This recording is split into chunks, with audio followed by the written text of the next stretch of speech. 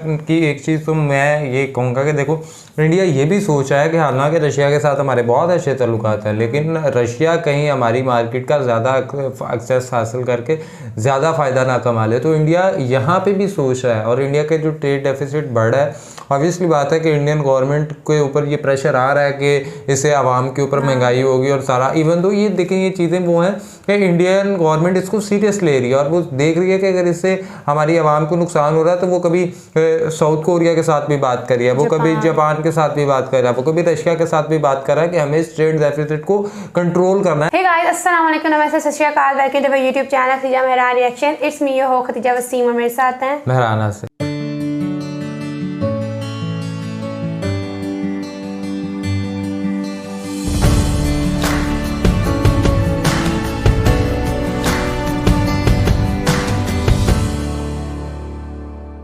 नाज़रीन, जिस तरह आपको पता है कि इंडिया और रशिया के जो आपस में ताल्लुकात हैं वो बहुत ज़्यादा अच्छे हैं, और अभी इंडिया ने ये एक मोटिव लिया है, इंडिया का ये एक अपनी तरफ से इनिशिएटिव है कि हम क्यों ना रशिया और यूक्रेन वॉर के दरमियान अब पीस कायम करवा दें। और इंडिया को बहुत से कंट्रीज इस लेवल पे कंसिडर भी करते हैं, वो करवा सकते हैं। लेकिन अभी इंडिया और रशिया के साथ जो है ट्रेड डेफिसिट है, उसके हवाले से जयशंकर साहब जो हैं वो तो वैसे ही अभी रशिया के विज़िट पे गए हुए हैं, और बेसिक वजह शायद यही है कि यूक्रेन रशिया वॉर। लेकिन अगर रशिया नहीं मानता और इंडिया रशिया के साथ ताल्लुकात को कुछ बिगाड़ आता है तो फिर क्या बनेगा, और अजीब सी एक सिचुएशन हो रही है। लेकिन डेवलपमेंट अच्छी हो रही है, अभी तक तो ये समझा गया है। अभी वीडियो को देखेंगे, फिर उसके हवाले से देखते हैं क्या क्या डेवलपमेंट सुनी है या क्या क्या और चीज़ें जो है वो बेहतरी की तरफ जा सकते हैं। सो एक वीडियो को लिंक आपको डिस्क्रिप्शन में मिल जाएगा। लेकिन साथ साथ अगर आपने हमारा चैनल सब्सक्राइब नहीं किया, सब्सक्राइब हमारा चैनल और बेल आइकन को लाजमी प्रेस तो चलते हैं, देखते हैं। नमस्कार, नहीं वेलकम टू वर्ल्ड अफेयर्स। मैं प्रशांत धवन। नाउ भारत के विदेश मंत्री डॉक्टर एस जयशंकर आज के समय रशिया में हैं। एक बहुत ही इंपॉर्टेंट इनकी विजिट है रशिया में, और इस विजिट के दौरान इन्होंने यहाँ पर ये इशू रेज किया है कि भारत का ट्रेड डेफिसिट जो है रशिया के साथ ये लगातार बढ़ता जा रहा है। मतलब कि रशिया से हम खरीद तो बहुत कुछ रहे हैं मगर रशिया को वापस कुछ बेच नहीं रहे, और इसलिए जयशंकर साहब ने ये कहा है कि इंडिया चाहता है कि हमारे बैलेंस्ड लॉन्ग टर्म टाइज रहे रशिया के इन अ चेंजिंग वर्ल्ड। अभी के लिए अगर हम ट्रेड का डेटा देखें, इस साल वैसे एंटिसिपेट किया जा रहा है, बताया जा रहा है कि आराम से इंडिया रशिया ट्रेड $40 बिलियन के ऊपर जाएगा इसी फाइनेंशियल ईयर में। और अभी तक का जो हमारे पास डेटा है इस फाइनेंशियल ईयर का, उस पर हमने देखा है कि $18 बिलियन का ट्रेड ऑलरेडी भारत और रूस कर चुके हैं। यूजुअली आप देखोगे इंडिया रशिया ट्रेड पूरे साल का रहता है मैक्सिमम 8 से लेकर $10 बिलियन, तो $18 बिलियन का ट्रेड ऑलरेडी हो चुका है। अब प्रॉब्लम इंडिया के लिए यहाँ पर यह है कि इस 18 बिलियन में से ना $17 बिलियन से भी ऊपर इंडिया ने परचेज किया है रशिया से, और इंडिया ने रशिया को जो एक्सपोर्ट किया है ना वो $1 बिलियन से भी कम है। तो ट्रेड डेफिसिट जो चाइना के साथ हमारा है ना, ऑलमोस्ट उसी दिशा में हम जा रहे हैं रशिया के साथ। तो कहीं ना कहीं हमको एक बैलेंस करना होगा, अपने एक्सपोर्ट्स बढ़ाने होंगे रशिया से। इस टॉपिक को स्ट्रांगली इंडिया ने रेज किया है रशिया में। तो इस वीडियो में हम जानेंगे कि और क्या क्या इश्यूज पर बातचीत हुई है, इंडिया रशिया ट्रेड का इशू क्या है, कैसे हम ट्रेड बढ़ा सकते हैं रशिया के साथ, और यूक्रेन के इशू को लेकर क्या बात हुई है, डिस्कस करेंगे ये सब। मगर आगे बढ़ने से पहले आपसे क्वेश्चन पूछूंगा। क्वेश्चन यहाँ पर यह है कि COP27 कॉन्फ्रेंस ऑफ पार्टीज 27 का जो समिट है इस बार, ये कौन सा देश होस्ट कर रहा है। रिसेंटली ये काफी न्यूज में था, एक वीडियो भी काफी वायरल हो गई है आज के समय, जहां पे ऋषि सुनक को अचानक से जाना पड़ा इस कॉन्फ्रेंस से।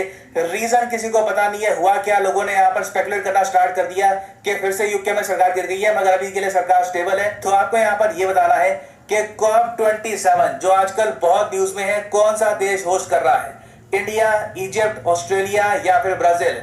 कमेंट सेक्शन में करिए उत्तर, सही आंसर मैं आपको दूंगा वीडियो के अंत में। नाउ जयशंकर साहब की जो विजिट थी, वहां पर जो डोमिनेंट फीचर रहा है बातचीत का, ये इन्होंने खुद कहा है, यूक्रेन था। यूक्रेन पर इंडिया ने बहुत बात करी है रशिया से, और जयशंकर साहब ने फिर से पीएम मोदी की जो बहुत ही फेमस लाइन थी जो उन्होंने बोली थी पुतिन के सामने कि this is not an era of war, ये लाइन जयशंकर साहब ने रिपीट करी है रशिया में सरगेई लैवरोव जो रशिया के विदेश मंत्री है इनके सामने। इन्होंने यहाँ पर यह कहा है कि ग्लोबल इकोनॉमी एक दूसरे पर बहुत इंटरडिपेंडेंट है, एक दूसरे पर निर्भरता बहुत ज्यादा है, तो हम कॉन्फ्लिक्ट बर्दाश्त नहीं कर सकते, इससे सबका नुकसान हो रहा है।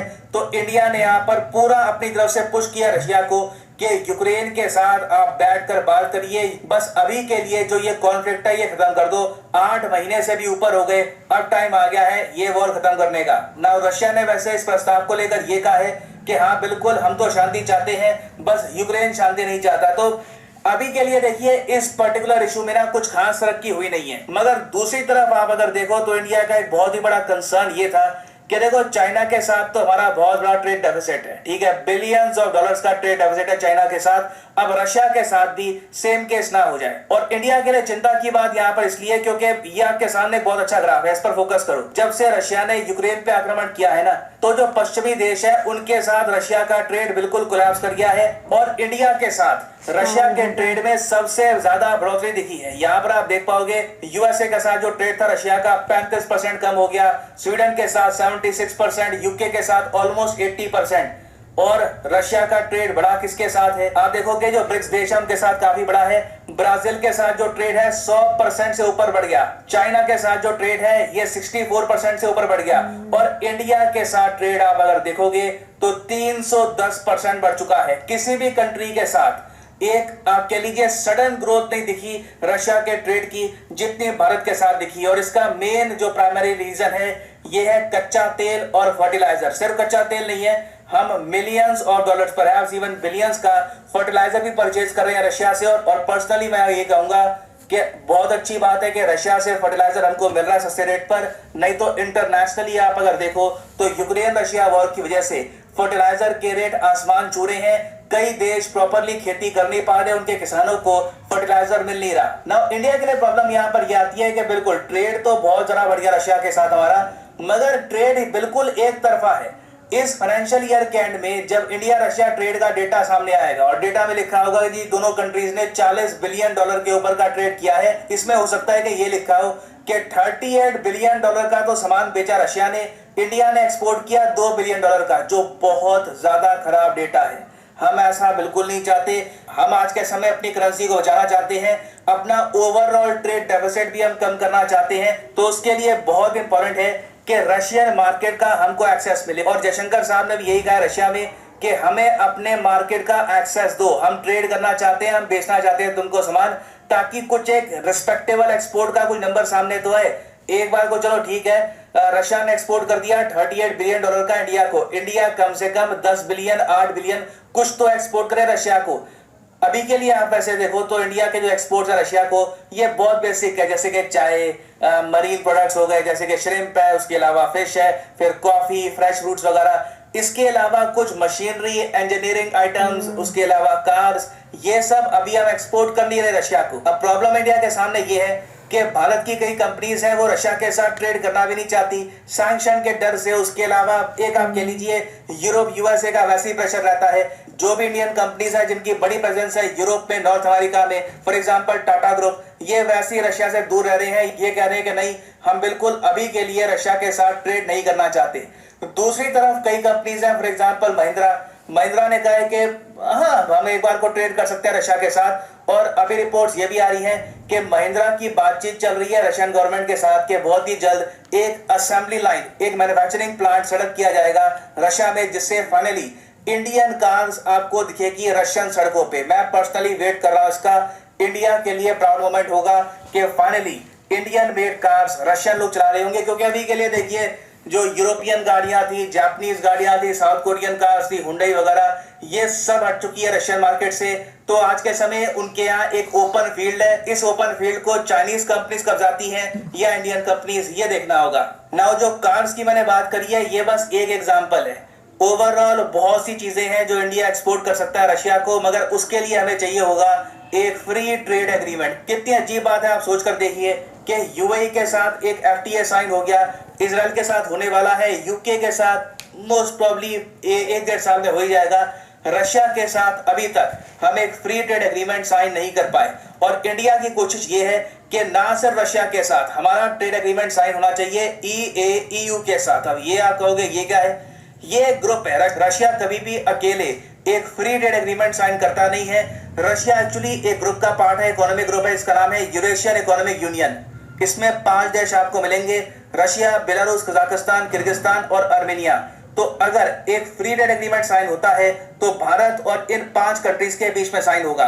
और इंडिया देखिए पूरी कोशिश कर रहा है, ऑलमोस्ट पुश कर रहा है रशिया को कि जल्दी से जल्दी इस पर बातचीत स्टार्ट करिए और इसको हम कंक्लूड करते हैं 1-2 साल के अंदर अंदर एक प्रॉपर फ्री ट्रेड एग्रीमेंट हमारा होना चाहिए विद EU। और इसका एक बेनिफिट इंडिया को ये भी होगा कि अर्मेनिया को पता होगा एक बहुत ही इंपॉर्टेंट देश है इंडिया के लिए। इनके रिलेशंस बहुत खराब है टर्की के साथ, अजरबैजान के साथ। इंडिया से डिफेंस हार्डवेयर ये परचेज करते हैं, तो इनसे अगर मान लो ट्रेड भी हमारा बढ़ता है ना, तो दोनों कंट्रीज के रिलेशंस के लिए बहुत अच्छा होगा। और फिर अगर हम बात करें इंडियन इकोनॉमी की, तो दुनिया भर में आप देखोगे लोग कह रहे हैं कि इंडिया में मैन्युफैक्चरिंग आ रही है चाइना से, बहुत अच्छी बात है। इंडिया में आईफोन बन रही हैं, इलेक्ट्रॉनिक आइटम्स बन रहे हैं, बहुत ज्यादा पॉजिटिव मूव है। मगर जो ट्रेड डेफिसिट है ना भारत का दुनिया के साथ, ये एक बहुत ही बड़ा कंसर्न है। और ये बात हमारे चीफ इकोनॉमिक एडवाइजर ने भी बोली है कि इंडिया का मेन चैलेंज रहने वाला है कि हम अपना ट्रेड डेफिसिट कैसे फाइनेंस करेंगे, क्योंकि आमदनी कम है,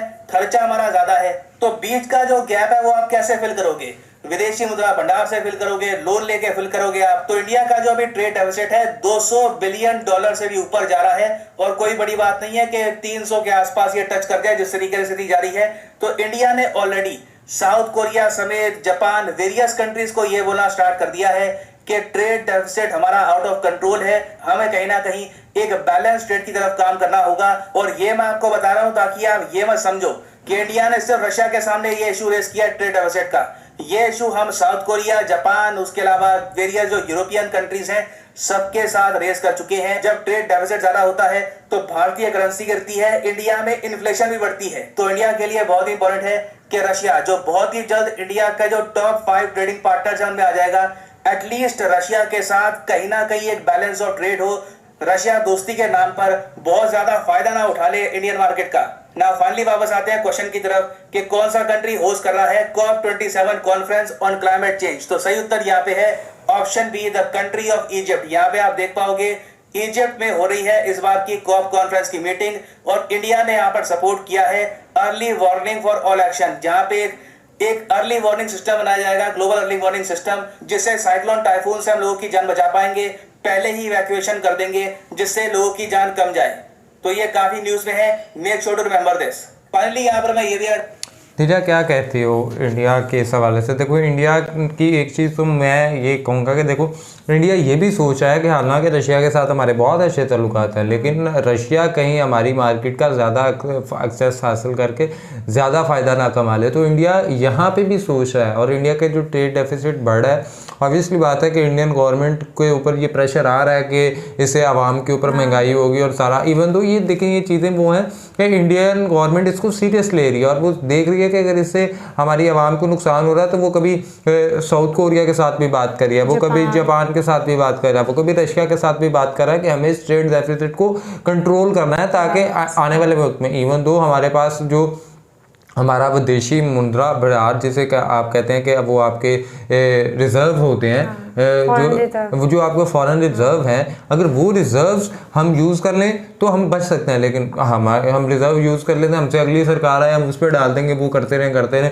ना करें। हम तो कहेंगे देखें हमने बड़ा कंट्रोल रखा सारा कुछ। हम इंडिया ये सोच सकता है इंडिया, लेकिन नहीं सोच रहा। वो ये कह रहा है कि हमें अगलों को भी देखना है ना, एट द एंड अगर अगले आएंगे तो वो भी तो ये मुल्क के ऊपर आएंगे ना। तो ये मुल्क है, तो इस मुल्क को, इस कंट्री को, इसको नेशन बनाना है। हमने यहाँ पे ये नहीं खिलवाड़ करना कि सीट पे तुम बैठ जाओ, सीट पे मैं बैठ जाऊँ। तो वो बड़े अच्छे तरीके से लेके चल रहे हैं। तो मैं उनकी बात है कि वो हमेशा फ्यूचर को सोच के चल रहे हैं, सब कुछ फ्यूचर पे होता है, उनका प्रेजेंट नहीं, वो प्रेजेंट को देख के फ्यूचर की स्ट्रेटजीज वो बना रहे हैं। और जहाँ तक बात है कितनी अच्छी बात है कि आप ऑब्वियसली खुद देखो ना, आपकी आमदनी कम और खर्चे ज़्यादा हों तो कुछ क्या होता है, तबाही की तरफ जा रहे होते हो आप फिर। बट ये यहाँ से ये बात वैसे अच्छी, जैसे हमारा इंपोर्ट बंद कर दिए थे, और ऑब्वियसली उनकी मार्केट में यही होगा जो चीज़ बाहर से आती होगी लोग ज़्यादा खरीदते हैं जी, इम्पोर्टेड है इंस्टेड ऑफ क्या पता आपके वहाँ ज़्यादा अच्छी चीज़ बन रही हो, बट हम कहते हैं नहीं ब्रांड कॉन्शियस है, वो इम्पोर्टेड है तो वो ले लेते हैं। यही होता ज़्यादातर यहाँ।